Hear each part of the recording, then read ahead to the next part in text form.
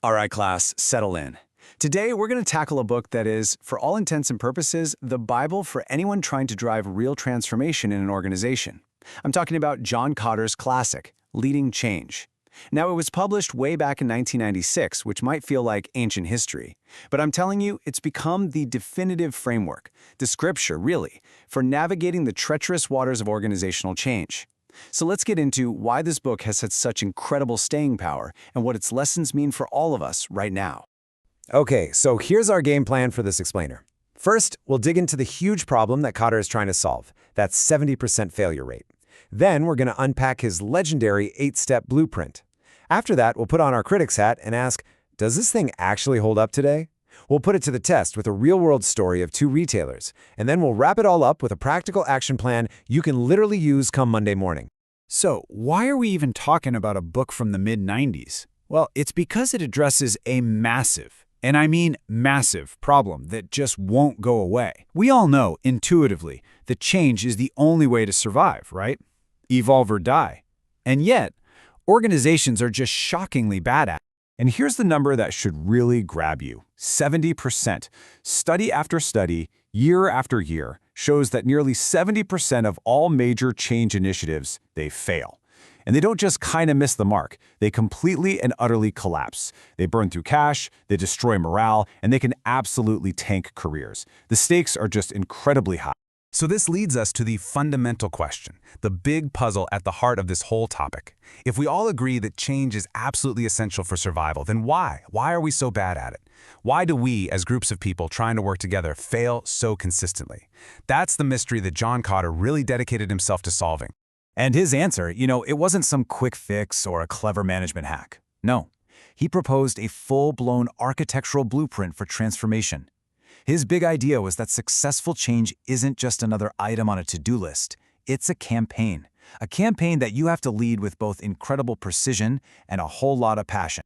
Now, before we get to the steps, you have to understand this one core idea that underpins everything Kotter talks about, and that's the difference between management and leadership.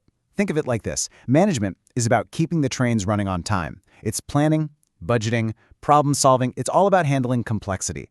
Leadership, though, that's about coping with change. It's about setting a direction and inspiring people to go there. And Kotter's big diagnosis was that most companies are chronically overmanaged and desperately underled. So, to fix that, he gives us this 8-step process. Step 1, and this is the big one, establish a massive sense of urgency. You have to make the status quo feel more dangerous than leaping into the unknown. Step 2, create a powerful guiding coalition. Get the right people on the bus. Step 3, develop a vision that's clear, simple, and inspiring. Then, Step 4, you communicate that vision over and over and over again. Step 5, empower people to act on that vision by clearing roadblocks out of their way. Step 6 is huge for momentum. Generate short-term wins. Prove that this is all working. Step 7, consolidate those wins and push for even more change. And finally, Step 8, you have to anchor these new ways of doing things deep in the company culture so they actually stick. And here's the key. Kotter was adamant about this. You can't skip steps. You can't get impatient. You have to follow the sequence or the whole thing is going to fall apart. Okay, but let's be real. That was 1996. The internet was still on dial-up for most people. The world moves at a completely different speed now. So the question we have to ask, the question any good critical thinker would ask is, does this very linear, very methodical framework, does it still hold up in our chaotic, agile, always-on world of today? Let's break down the critique. On the one hand, its strengths are absolutely undeniable. Kotter was brilliant because he focused on the human element. He knew that it's not bad strategy that kills change, it's fear and emotional resistance. And his step-by-step clarity gives you a real, disciplined roadmap.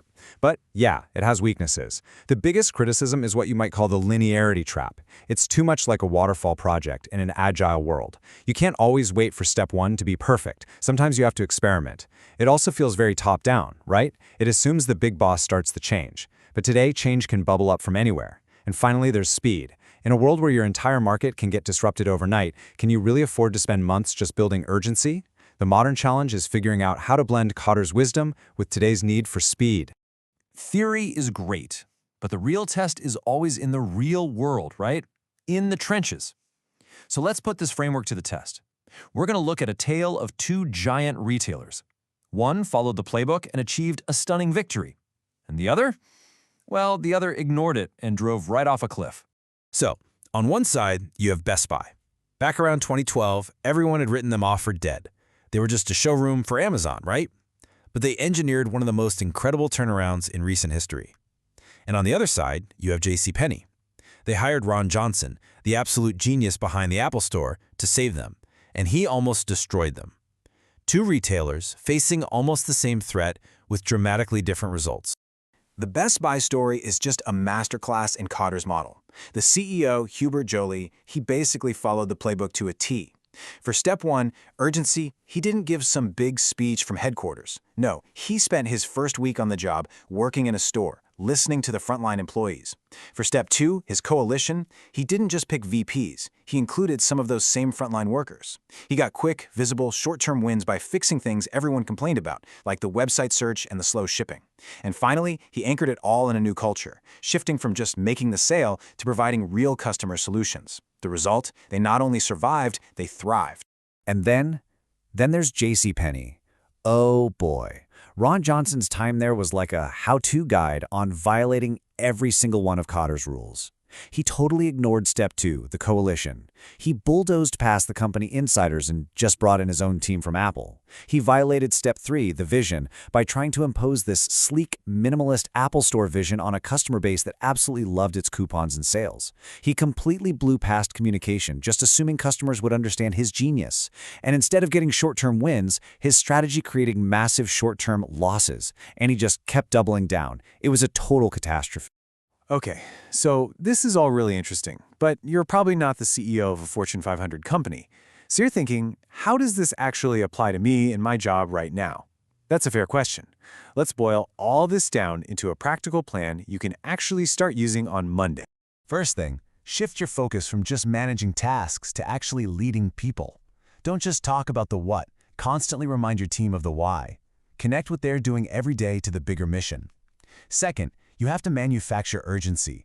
Don't wait for a crisis. Bring the outside in. Share that tough customer feedback or that scary competitor report. Show everyone that standing still is the biggest risk of all. Third, find your real coalition. This isn't just about job titles. It's about finding the true influencers, the respected experts, the people everyone listens to, and getting them on your side early. And fourth, you have to consciously engineer some short-term wins. Find a small, visible problem you can solve quickly. Deliver a win in weeks, not months. You have to prove to everyone that change is possible and build that crucial momentum.